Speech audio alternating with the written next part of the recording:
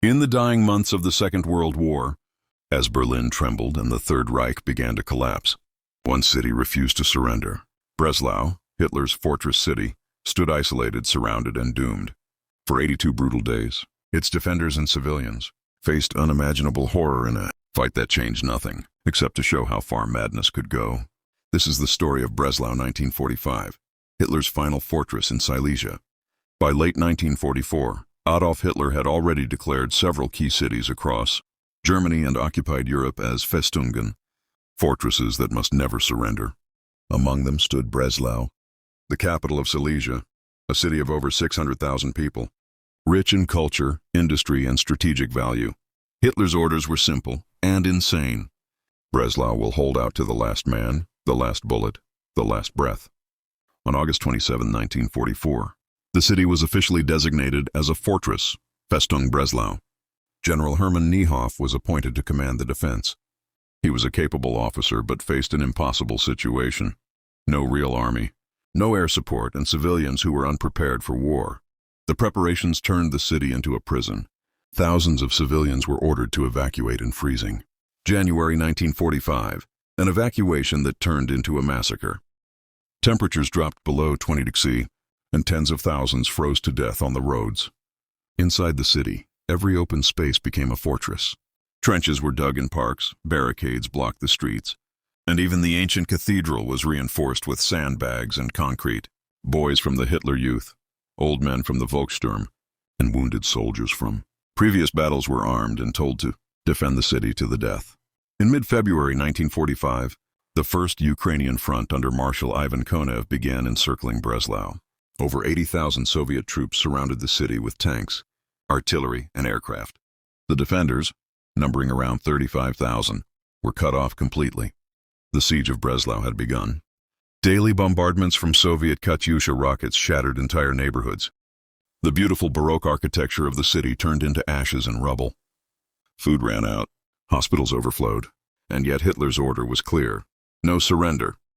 For the 200,000 civilians trapped inside, life became hell. Rations dropped to almost nothing. Water had to be drawn from bomb craters. People ate horses, dogs, even wallpaper paste to survive. The SS maintained strict discipline. Anyone speaking of surrender could be executed as a traitor. Children as young as 12 were given rifles. Women dug trenches or carried ammunition. Priests held secret services for the dead in the ruins of churches. And through it all, German propaganda radio still claimed, "Breslau will never fall. The Führer will send help." But no help ever came. To sustain the defenders, the Luftwaffe attempted an air bridge, similar to Stalingrad. Over 2,000 tons of supplies were flown in, but at a terrible cost. More than 200 German transport aircraft were shot down by Soviet fighters and anti-aircraft guns. One desperate flight even tried to bring in mail and medals to keep morale alive. By March 1945, the airfields were gone. The Red Army had surrounded every approach. Breslau was completely isolated. General Niehoff knew that the city could not hold much longer, but surrender was forbidden. In the final weeks, the defenders turned to terror tactics. SS units forced civilians to work on defenses under fire. Executions became daily events. Hospitals were overflowing with the wounded, and often shelled by Soviet artillery. The once great city was now a wasteland of fire, rubble, and corpses. But even in the ruins, acts of humanity survived. Doctors performed surgeries by candlelight. Mothers hid their children in basements, singing lullabies to drown the shell fire. A few German and Soviet soldiers even traded cigarettes through broken walls during brief lulls in fighting. Yet the war machine kept grinding forward. By April 1945, the Soviets launched their final assault. The Sixth Army of General Gluzdovsky attacked from all sides. Flamethrowers and tanks blasted through the ruins, while German defenders used the sewers to move between positions. Street by street, building by building, the city was torn apart.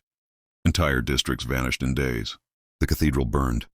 The University of Breslau was destroyed. By late April, only a few thousand defenders remained, holding the central districts. On May 6, 1945, one day before Germany's official surrender, General Niehoff made the only sane choice left. He sent a message to Soviet command: "We surrender Breslau." The siege was over. 82 days of relentless fighting had left more than 170,000 dead, soldiers and civilians alike. When Soviet troops entered the city, They found nothing left. No electricity, no food, no water, only ruins and ash.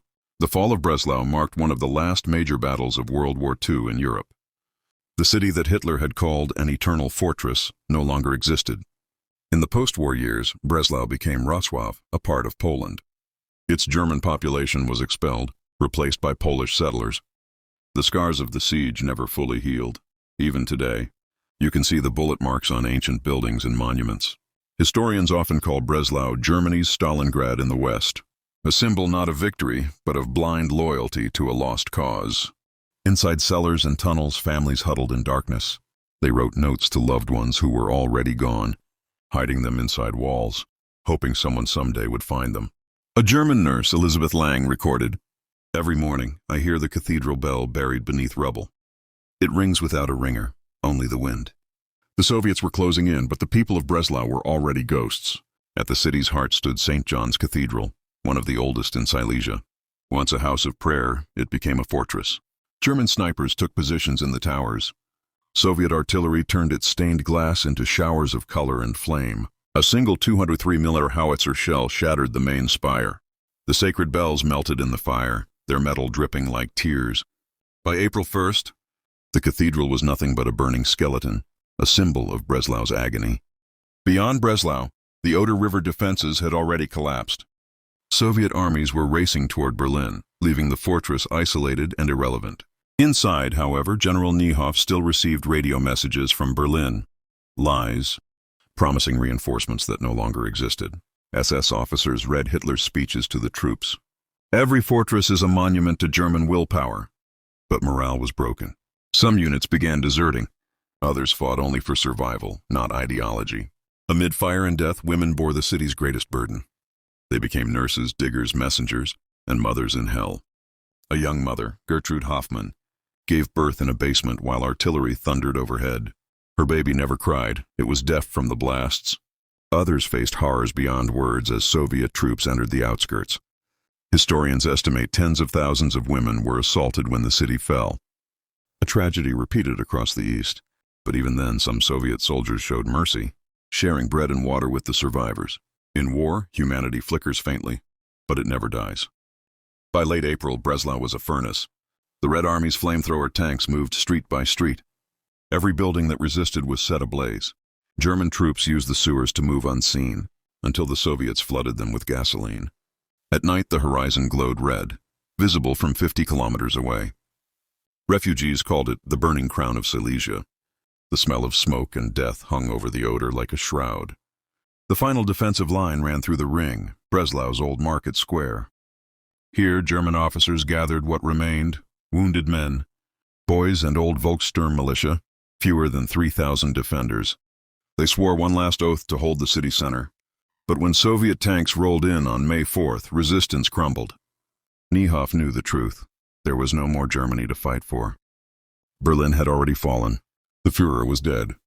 On May 6, 1945, in a destroyed schoolhouse on Schweidnitzer Street, General Niehoff met Soviet General Vladimir Gluzdovsky.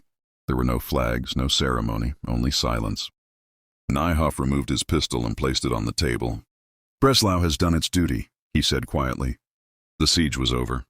Soviet soldiers entered the ruins, finding no victory, only devastation. When the guns fell silent, Breslau was unrecognizable. 90% of the city lay in ruins. Out of 600,000 civilians before the siege, fewer than 200,000 remained. Most were homeless, starving, or dying of disease. Soon after, Stalin ordered the ethnic cleansing of Germans from Silesia. Breslau became Wrocław, a Polish city. New settlers arrived, speaking a new language, unaware of the ghosts buried beneath their feet. The graves of the defenders were leveled. The name Breslau vanished from maps, but not from memory. Today, Wrocław stands rebuilt, vibrant, full of life. Tourists walk streets once soaked in blood, sipping coffee where snipers once stood. But beneath the stones, the whispers of 1945 remain. Every brick tells a story of madness, endurance, and the price of blind faith. Soft orchestral music fades in, distant bells, slow strings. Narrator, calm, reflective tone. Breslau 1945 was not a victory. It was a wound, deep, silent, and eternal. Visual, aerial shots of modern Wrocław, sunlight over rebuilt bridges, In the final months of a dying empire, thousands perished for a dream already dead. A city turned into ashes, and a people swallowed by history. Visual. Black and white photos dissolve into color images of the present-day city.